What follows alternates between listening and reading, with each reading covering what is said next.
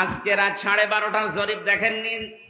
BBC এবং Al Jazeera থেকে একটা রিপোর্ট এসেছে, আন্তর্জাতিক সংস্থা। ওরা দিয়েছে দেশে 100 জনের 14 জন মানুষ এখনো পর্যন্ত জালেমদের সাপোর্ট করে যাচ্ছে।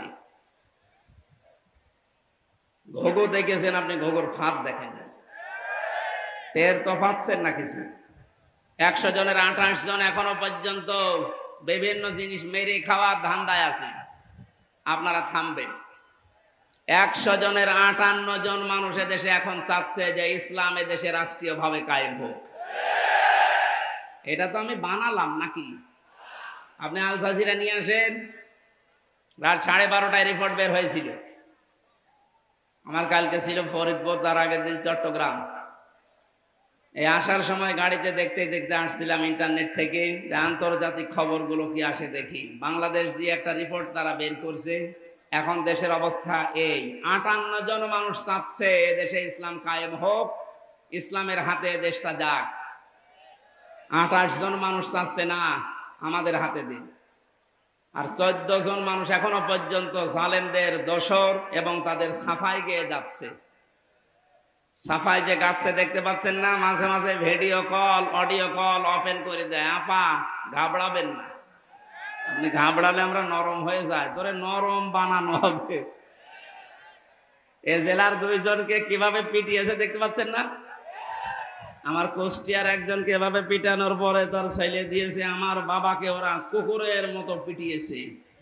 কি সুন্দর স্ট্যাটাস দেখেছে যে আমার বাবাকে ওরা কুকুরের মতো পিটিয়েছে। এখন নিচে বলবেন সুবহানাল্লাহ না আলহামদুলিল্লাহ। জালেমদের প্রতি কারো মায়া নেই, আল্লাহরও মায়া নেই, রাসূলের মায়া নেই, কারণ এরা সবার শত্রু। জালেমরা তার নিজেরও শত্রু, জালেমরা তার নিজেদের শত্রু। কিয়ামতে জালেমরা তার এই আঙ্গুল পর্যন্ত কামড়াতে থাকবে, চিবিয়ে খেয়ে ফেলবে। সূরা ফুরকানের ভেতরে আছে। এই জন্যে জুলুম যারা করেছেন, আপনার দুনিয়া শেষ, আখেরাত তো শেষ আগে। আমরা এই ময়দানে এসেছি দল মত জাতি বর্ণ ধর্ম নির্বিশেষে দেশটাকে স্বাধীন করার জন্য। যেমন কোন দল ছিল না। বাংলাদেশ জামাত ইসলামের কেন্দ্রীয় আমির ডাক্তার শফিকুর রহমান কয়েকদিন আগে ঘোষণা দিয়েছেন, দেশ স্বাধীন করার জন্য যারা জীবন দিয়ে গেল, এখনো 2700 মানুষ হাসপাতালে বেঁধে কাতরাচ্ছে। এরা কোনো দলের মানুষ না, এরা এই দেশের সম্পদ। এরা কি কোনো দলের মানুষ? সবগুলো দেশের সম্পদ। এরা জাতির শ্রেষ্ঠ সন্তান। যদি মুক্তিযোদ্ধা বলতে হয় এদেরকে বলা যায়। ভুয়া মুক্তিযোদ্ধা যেগুলো আছে, আমার মনে হয় এগুলোর ভাতা বন্ধ করে দিয়ে ওই ভাতা এখন এই 2700 মানুষকে দেওয়া দরকার।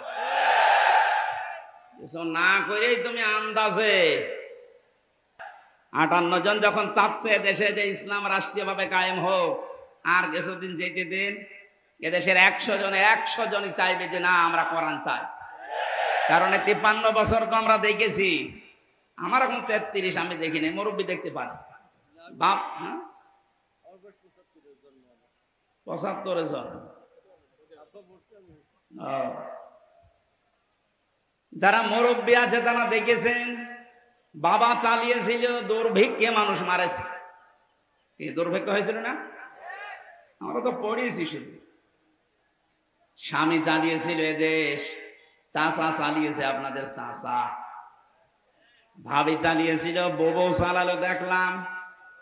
এখন শুধু বাকি আছে আল্লাহর এই কোরআন দিয়ে দেশটা চললে কেমন দেখা যায়, এটা আমরা দেখতে চাই না। আমার জীবনের সবচাইতে বড় আশা এটা।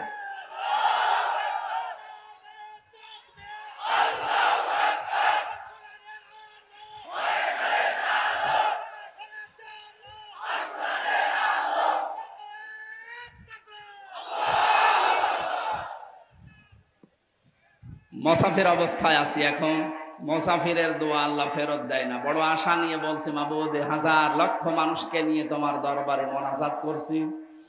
জীবনে শুধু চর্ম চোখে এটা যেন দেখতে পারি যে কালাম দিয়ে বাংলাদেশের 56,000 বর্গ মাইল চলছে। এটা একটা মিনি জান্নাত হয়ে যাবে, আপনি টের পাচ্ছেন না। তাই অনেকে যারা লাল পানি খায়, যারা বাবা খায়, যারা আকিস বিড়ি খায়, এখানে তৈরি হয় না জলিল বিড়ি। এরা মনে মনে ভাবে যে ইসলাম যদি দেশে চলে আসে তাহলে আমি বিড়ি খাবো কি করে, আমি লাল পানি খাবো কি করে। শোনেন, এই যে ইনি মসজিদের খতিব, লিখা দেখলাম, মসজিদের ভেতরে যদি এই দাড়ি কাটা মানুষটা যায়, এখন ওনার মনে করেন বিড়ি খাওয়ার অভ্যাস আছে, নেশা আছে, মসজিদের ভেতরে ঢোকার পরেও নেশা থাকবে? যদি নেশা লাগেও সে পরিবেশ মসজিদে খেতে পারবে? বলেন বলেন। কেন? কারণ পুরাটা জায়গা আল্লাহর রহমত দিয়ে ঘেরা। মসজিদ রহমতের জায়গা, এ কথা কার?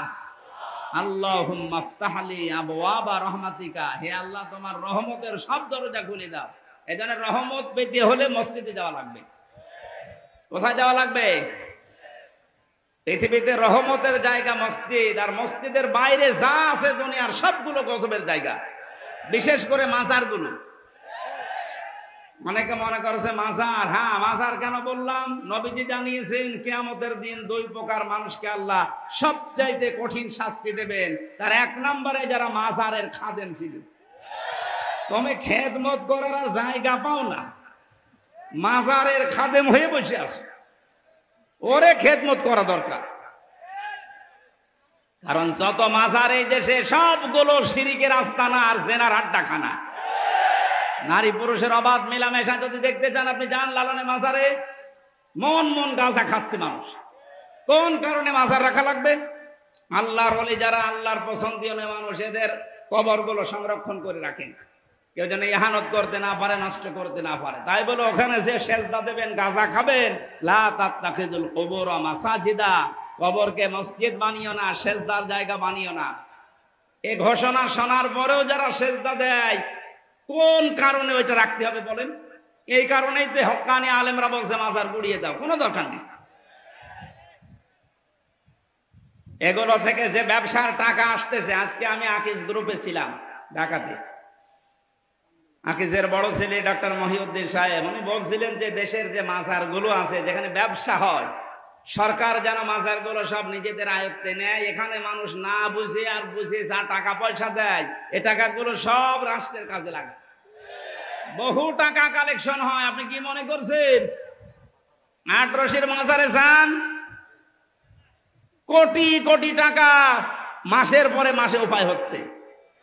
এগুলোর দায়িত্ব যদি সরকার হাতে নেয়, এই দায়িত্বের টাকাগুলো সব রাষ্ট্রের কাজে লাগান। মানুষ বুঝে দিক আর না বুঝে দিক, টাকা তো রাষ্ট্রের কাজে লাগছে, শয়তানরা আর পাবে না। বড় বড় দাড়ি, গোপ, মোষ, উপর নিচে সব সমান করে, মনে হচ্ছে কি হয়ে গেছে।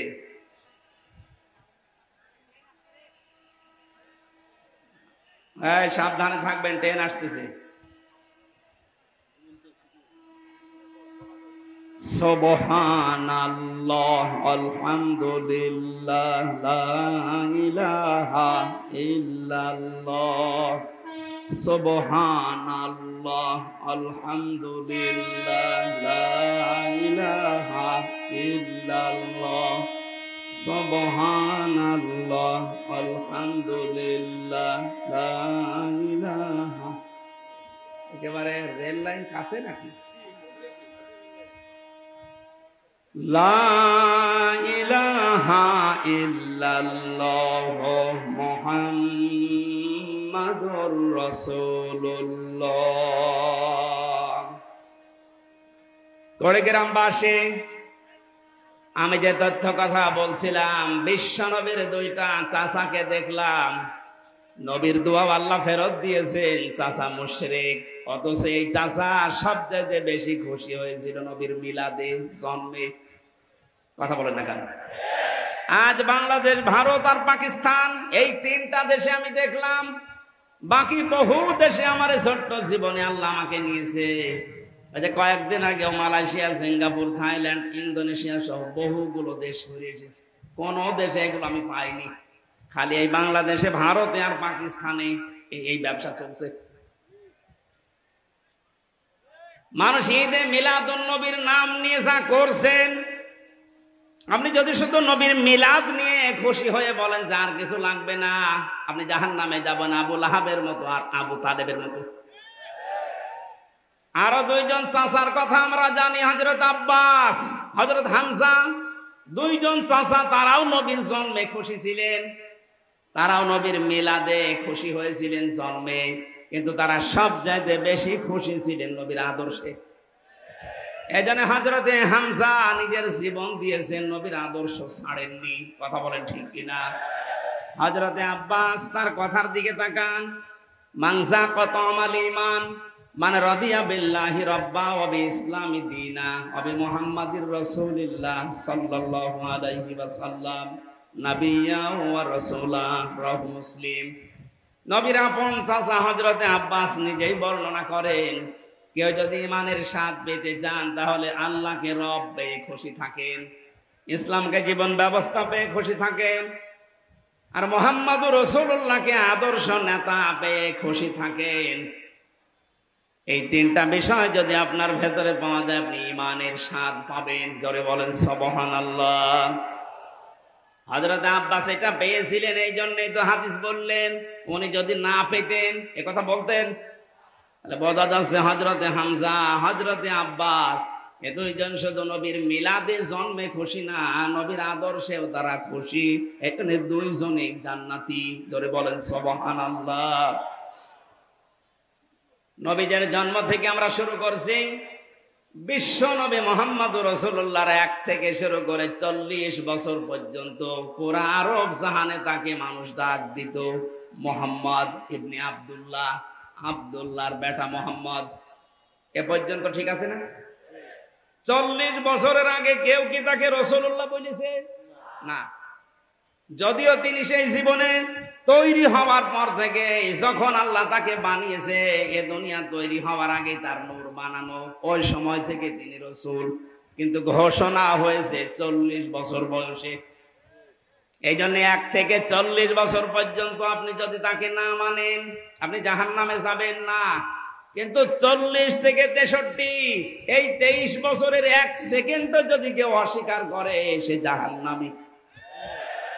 এটা তো আমি বানিয়ে বলছি না। সূরা আহজাবের 21 নম্বর আয়াত তার প্রমাণ। লাকাদ কানা লাকুম ফি রাসূলিল্লাহি উসওয়াতুন হাসানা। এই যে ফি রাসূলিল্লাহি, রাসূলুল্লাহর জীবনের ভেতরে তোমাদের জন্য মহত্তম আদর্শ আমি আল্লাহ লুকিয়ে রেখেছি।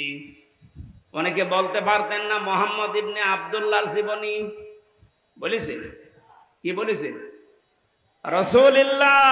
আর আমরা সারা পৃথিবীর মানুষ জানি উনি রাসূল হয়েছিলেন এই দুনিয়ার ঘোষণা অনুযায়ী 40 বছর বয়সে।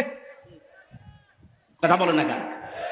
40 বছরের আগে পুরা আরব জাহানে তাকে ডাক দিত মানুষ আল আমিন, আস-সাদিক বা মুহাম্মদ ইবনে আব্দুল্লাহ। কিন্তু 40 বছরে তিনি যখন কোরআনে কারীম পেয়েছেন, তখন আর মুহাম্মদ ইবনে আব্দুল্লাহ শুধু না, তখন হয়ে গেছেন তিনি রাসূলুল্লাহ। এই কথা বলা লাগবে। আল্লাহ কি বললেন এই আয়াতে? তোমাদের জন্য মহত্তম আদর্শ লুকিয়ে রেখেছি আমি রাসূলুল্লাহর জীবনে। তার মানে 40 থেকে 63 এই 23 বছর রাসূলুল্লাহর জীবন পুরাটা আপনাকে মানাই লাগবে, মাস্ট বি। এর ভেতরে একটা সেকেন্ড আপনি ছাড় দিতে পারবেন না। যদি বলেন না এটা আমি মানি না, তাহলে আপনার ঈমান পরিপূর্ণ হয়নি। কথা বুঝতেছেন? রাসূলুল্লাহকে আদর্শ মানা লাগবে। যে উসওয়াতুন হাসানা, এই শব্দটা দুনিয়ায় কাউকে আল্লাহ দেয়নি। হ্যাঁ, ইব্রাহিম নবীকে আল্লাহ উসওয়াতুন হাসানা তার চরিত্রের ব্যাপারে বলেছিলেন, সেটা আলাদা বিষয়ের আলোচনা। কিন্তু পৃথিবীতে আমাদের নবী মুহাম্মদুর রাসূলুল্লাহকে তিনি মডেল বানিয়েছেন, বাট খাড়া বানিয়েছেন, কেজি পাথর। এদিকে যদি কেউ 5 কেজি চাউল তুলে দেয়, এদিকে 5 কেজি বাট খাড়া দেওয়া লাগবে না? এ কথা বলেন না কেন? আমার এই 40 থেকে 63 বছরের যে 23 বছরের জীবন, আমার জন্ম থেকে মৃত্যু পর্যন্ত 23 বছর দিয়ে আমার সাজানো লাগবে। আপনি একেবারে মেপে পরিপূর্ণ করে নিতে পারবেন, কারণ তিনি নমুনা, মডেল, আদর্শ আমাদের জন্য। তাও একমাত্র উসওয়াতুন হাসানা এর একটার আগে আলিফ লাম আল্লাহ দেয়নি। এবার আসেন মূল কথা বলছি, বিশ্ব নবী মুহাম্মদুর রাসূলুল্লাহ কেন একমাত্র আদর্শ আমাদের জন্য। যে সূরা থেকে পড়লাম, সূরার নাম হচ্ছে আহজাব। কি বললাম? আহজাবের হিজবুন থেকে, আহজাব শব্দের শাব্দিক অর্থ দল, সমূহ, বাহিনী। এই যে দল, এ শব্দটা কোরআনে নেই, বলেন না কেন? যারা এ কথা বললে আগে তো এই যে আগস্ট মাসের 5 তারিখের আগে এ জালেমরা বলতো দলীয় কথা বলবেন না, রাজনীতির কথা বলবেন না, বলতো না? কথা বলেন। থানা থেকেও 14টা লিখে দেওয়া হয়তো যে এই কথা বলা যাবে না। আমি কি এখানে আমার বাবার কথা বলতে আসি সেই কুষ্টিয়া থেকে? আমি তো আগেই বললাম আমি জরানের চোখ লাগিয়ে দেখতে পাচ্ছি আপনি জাহান্নামে যাচ্ছেন। আরে ভাই, আপনি জাহান্নামে গেলে আমার অসুবিধা নেই, কিন্তু আপনাকে আমার বাঁচাতে হবে। আপনাকে যদি আমি কিছু না বলে জান্নাতে যেতে চাই, কিয়ামতে দরজায় দাঁড়িয়ে বলবেন যে আমারে কিছু বলে নাই, পরে 20 গ্রাম নিয়ে এসেছিলাম, আমাকে বাঁচায় নাই, আমি জানতাম না। এটা যেন বলতে না পারেন, এই জন্যই তো এত কষ্ট স্বীকার করা। আমি যে গ্রুপে আছি, আকিস গ্রুপ, আমার বাবার যা আছে আমার যা এখন হয়েছে, বিশ্বাস করেন আল্লাহর কসম, মরণ পর্যন্ত অন্তত আমার আর কিছু করা লাগবে না। এত কষ্ট স্বীকার করা, এই যে স্বাধীনতার পর থেকে আজকে 1 মাস 12-13 দিনে প্রতিদিন 2টা-3টা করে, তাও 5 কিলো 10 কিলো না, প্রতিদিন আমার মনে হয় আমার জার্নি হয় প্রায় 1000 কিলোমিটার। কালকে সেই মাদারীপুরে, তার আগের দিন চট্টগ্রাম, আজকে এখানে, এভাবে প্রতিদিন 700-800-1000 কিলোমিটার দৌড়ানো লাগছে। আমি দেখতে পাচ্ছি জাতির মানুষেরা জাহান্নামের দিকে দৌড়াচ্ছে। এমন মানুষকে আপনি সাপোর্ট দিয়ে জাহান্নামে দৌড়াচ্ছেন, যারে দেখলে আল্লাহর রাগ হয়। আপনি যেন বাঁচতে পারেন, এই জন্যই বলছি, দলের কথা বললে আপনার রাগ হয়। আপনি যে দল করেন, দলই আপনাকে জাহান্নামে নিয়ে যাবে। দলের কথা কোরআনে যদি নাই থাকে, তাহলে আয়াতগুলো আপনি বাদ দিয়ে দেবেন। সূরা আলে ইমরানের 103 নম্বর আয়াতে আল্লাহ জানিয়েছেন, ওয়াল তাকুম মিনকুম উম্মাতুন ইয়াদউনা ইলাল খায়র। অবশ্যই তোমাদের ভেতরে একটা দল থাকতেই হবে। কয়টা দল? আরো জোরে। আল্লাহর দৃষ্টিতে যে দলের কথা আছে কোরআনে, এ দল করতে হলে 4টা জিনিস লাগে। আপনার কি রাগ হয়ে গেল? না, আয়াত বাদ দিয়ে দেবো। আমি যে নোট করেছি তাফসীর থেকে, কেউ যদি দল করতে চান, মিলান তো আপনার দলে এগুলো আছে কিনা, নাকি আপনার আবার রাগ হয়ে যাবে? হ্যাঁ, আমি তাফসীর হাক্কানি থেকে লিখেছি। যদি বিশ্বাস না করেন, আমি পয়েন্টগুলো বলছি, বাড়িতে এসে মিলিয়ে দেখেন আপনার দলে 4টা শর্ত আছে কিনা। একটা দল যদি কেউ করতে চায়, কমপক্ষে একটা দলের ভেতরে 4টা জিনিস লাগে। প্রথমেই লাগে একজন নেতা।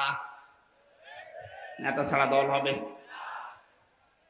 আল্লাহ পাক সূরা ইয়াসিনের ভেতরে নবীজিকে যে নেতা বলে ডাক দিয়েছেন, ইয়াসিন, হে নেতা।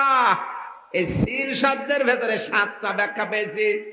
আমি 5টা প্রধান ভাবে নিয়েছি, আর 2টা নিয়েছি এর রূপক। কোন মানুষ যদি নেতৃত্ব দিতে চায়, অবশ্যই তার 7টা গুণ লাগবে। মাস্ট বি, তার লাগবে। আন্দাজে নেতা হওয়া যায় না।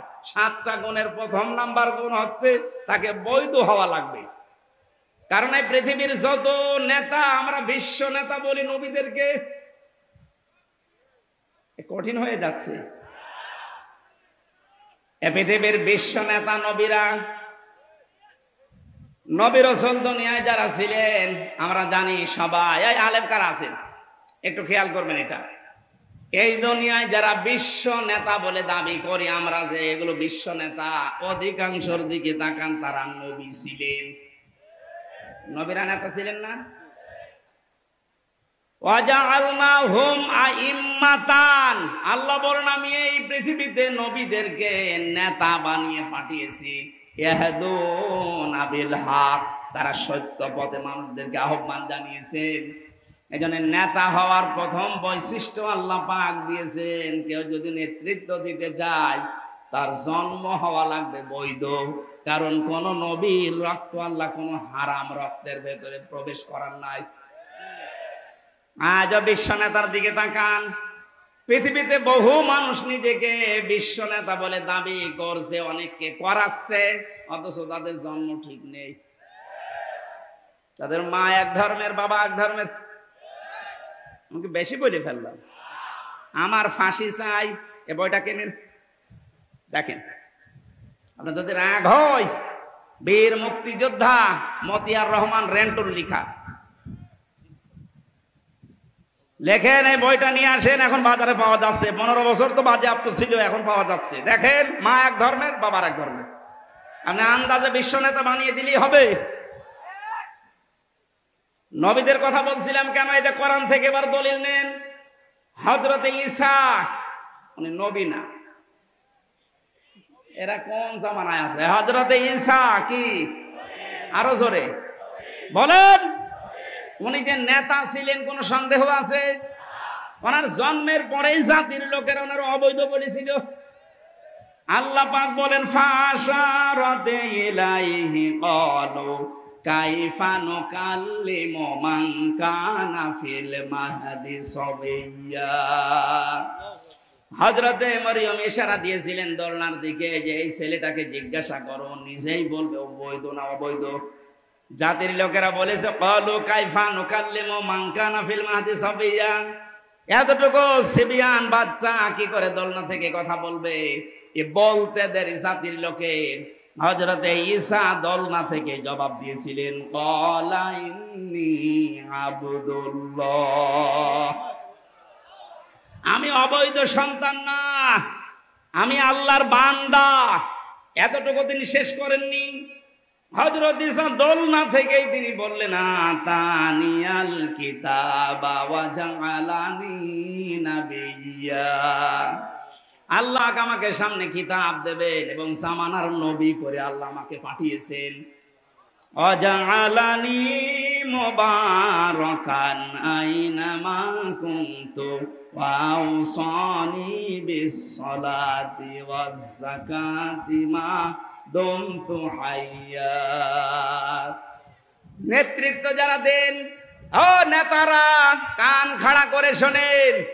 হযরতে ঈসা ডাক দিয়ে দোলনা থেকে জাতির লোককে জানিয়েছে আল্লাহ পাক আমাকে সামনে কিতাব দেবেন, জামানার নবী করে পাঠিয়েছেন। শুধু নবী না, ওয়া জাআলানি মুবারাকান আইনামা কুনতু, আমি সেখানেই থাকবো, জায়গাটা আল্লাহ বরকতময় করে দেবেন।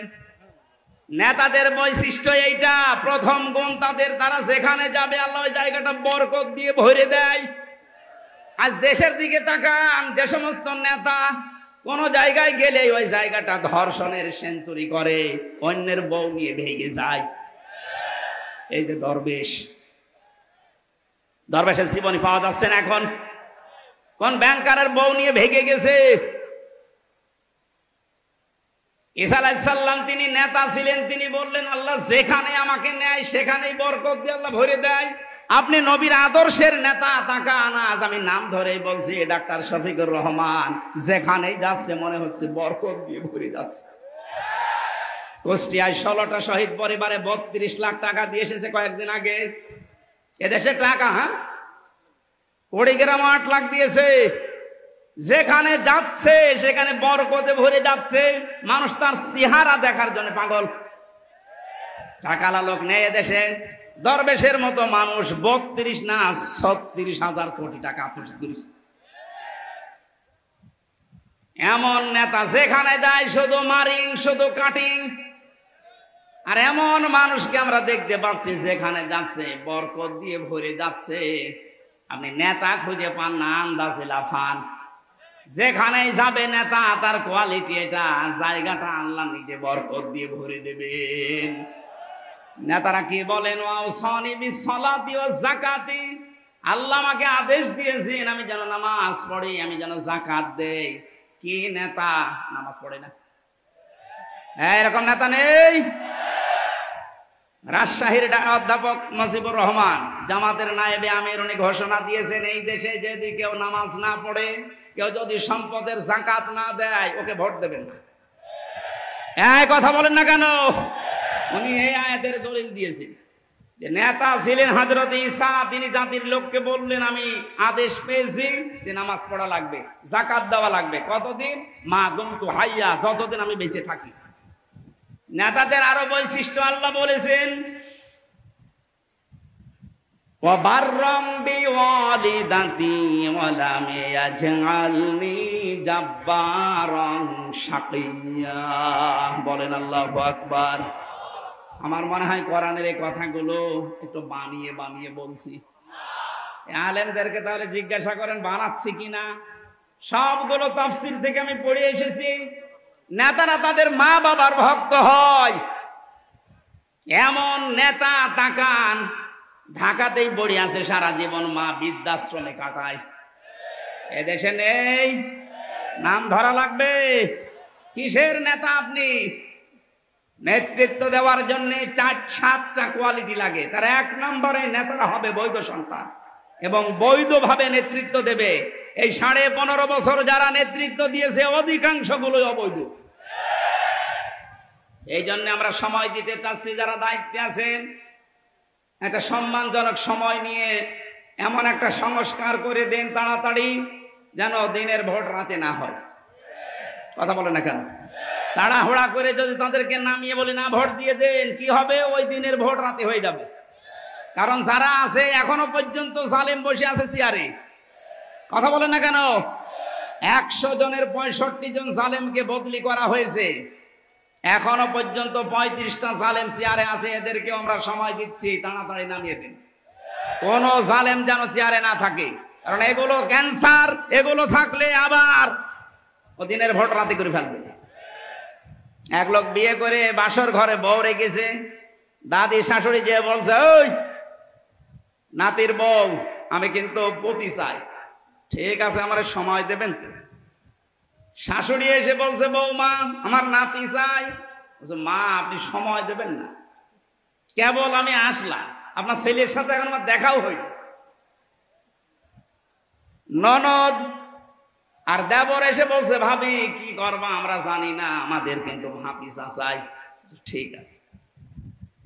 স্বামী এবার বাসর ঘরে এসে বলছে, বউ আমার কিন্তু বেবি চাই।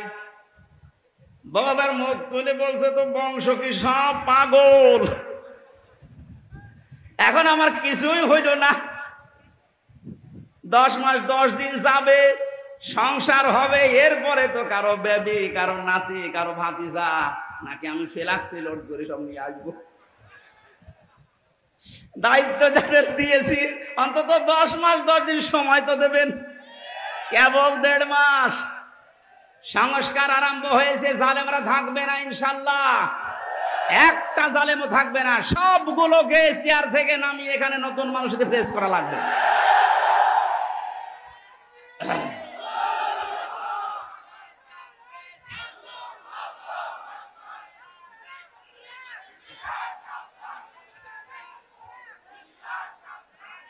সময় যদি আপনি না দিয়ে বলেন যে না তাড়াতাড়ি দেন, তাড়াতাড়ি দিয়ে করবো কি?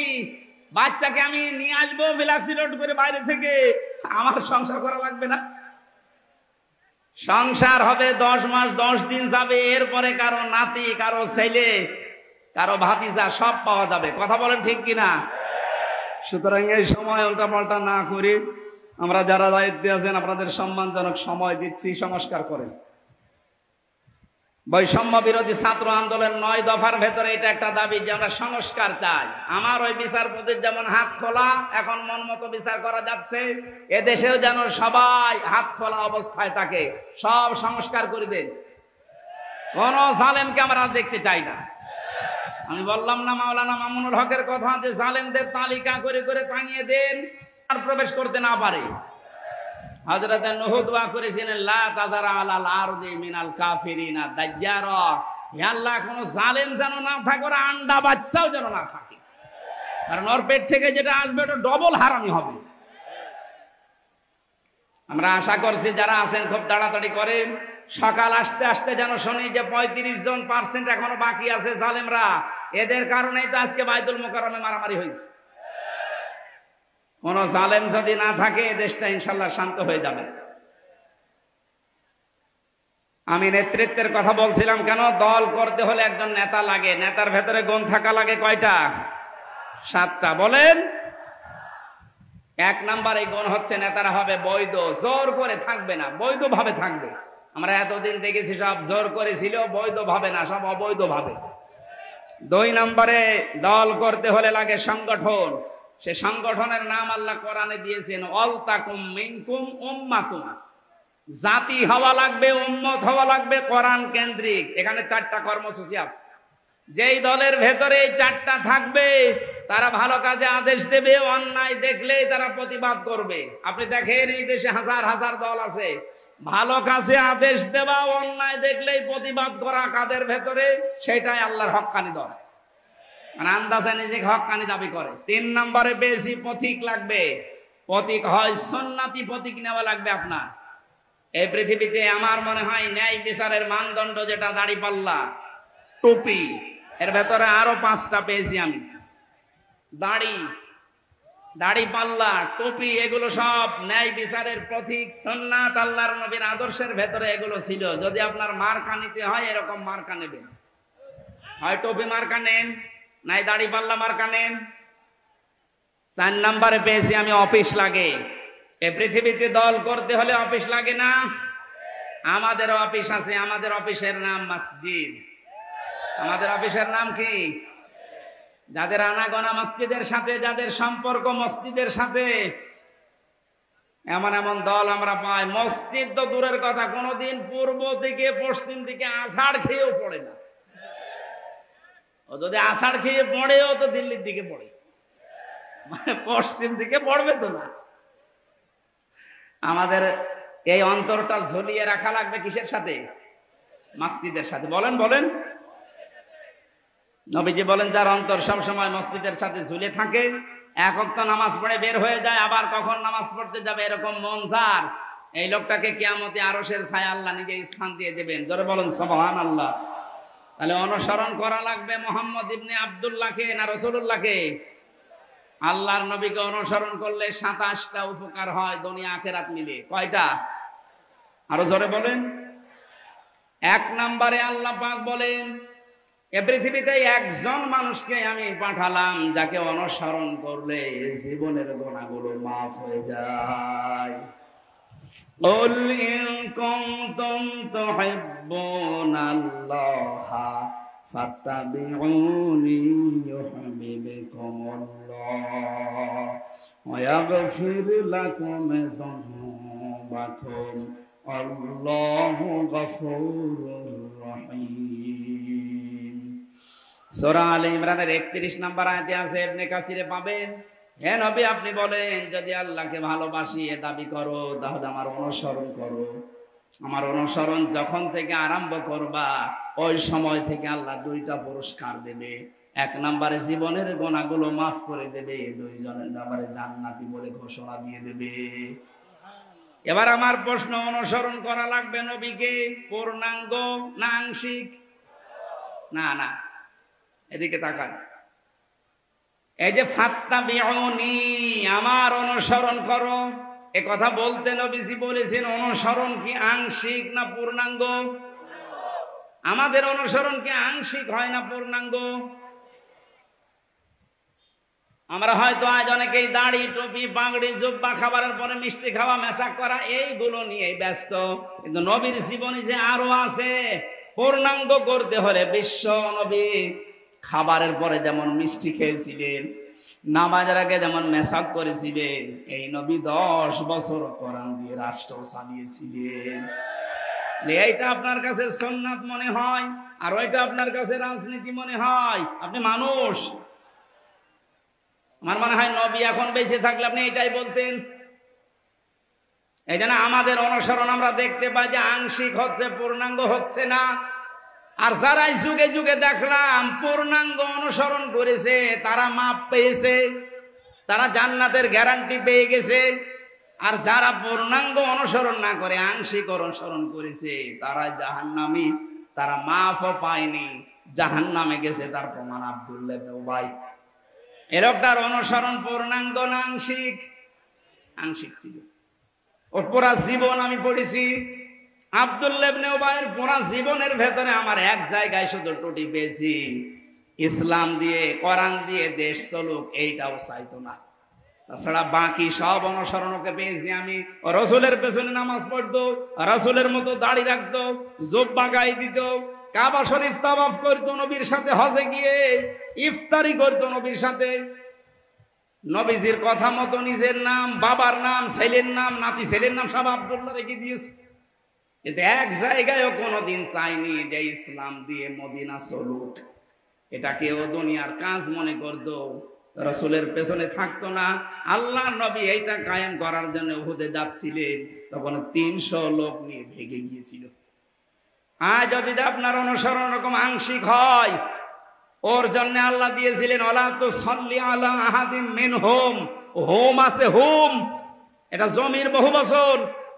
আব্দুল্লাহ ইবনে উবাইয়ের নাম যদি আল্লাহ দিয়ে দিতেন তা আমরা কোনো চিন্তায় থাকতাম না, কারণ হোম দিয়ে আমরাও ঝামেলায় আছি। আল্লাহ বলেন শুধু এর না, এর মতো যারাই আসবে দুনিয়ায়, যারা শুধু আংশিক অনুসরণ করে, পূর্ণাঙ্গ না, হেনবি আপনি তাদের জানাজা দূরের কথা কবরের পাশেও তোলাবেন না। আমার মনে হয় কোরআনের আয়াত যদি আজ নাজিল হওয়ার সিস্টেম থাকতো, বাংলাদেশে বহু মানুষের নামে আয়াত নাজিল হয়ে যেত। হয় না, কে বলেছে যে হোম আছে, এই হোম দিয়ে আপনি এর ভেতরে আছেন। যাদের অনুসরণ আংশিক হয়, শুধু পূর্ণাঙ্গ হয় না। আল্লাহ আমাদেরকে যে 27টা বিষয় আমি আজকে নোট করেছি আয়াত থেকে, তার একটা প্রমাণে রাসূলকে অনুসরণ করা লাগবে একমাত্র, কেবলমাত্র, শুধুমাত্র এই জন্যে, কারণ তাকে অনুসরণ করলে জীবনের গুনাহ মাফ হয়ে যায়। সম্মানিত মা বোন যারা এসেছেন, 6 জন নারীকে আপনার আদর্শ বলে ঘোষণা এসেছে হাদিস কোরআনে। তার 1 নম্বরে হযরতে খাদিজাতুল কুবরা রাদিয়াল্লাহু তাআলা আনহা। তাকে আল্লাহ সালাম দিয়েছিলেন যে কারণগুলোতে, তার অন্যতম কারণ তিনি স্বামীকে সাহায্য করতেন। ইসলামের পথে চলতে, ইসলাম কায়েম করতে, ইসলাম প্রচার করতে যারা সাহায্য করেন স্বামীকে, যারা স্বামীর জন্য পাহারায় থাকেন, সব সময় স্বামীকে সাহায্য দোয়া করেন, তারা খাদিজাতুল কুবরার সাথে জান্নাতে থাকতে পারবে। আল্লাহ আমাদের মা বোনদেরকে খাদিজার মতো জীবন অনুসরণ করার তৌফিক দিন। আমরা যতটুকু বলেছি এতটুকুর উপরে আমল করার তৌফিক কামনা করে শেষ করছি। আল্লাহুম্মা আমিন।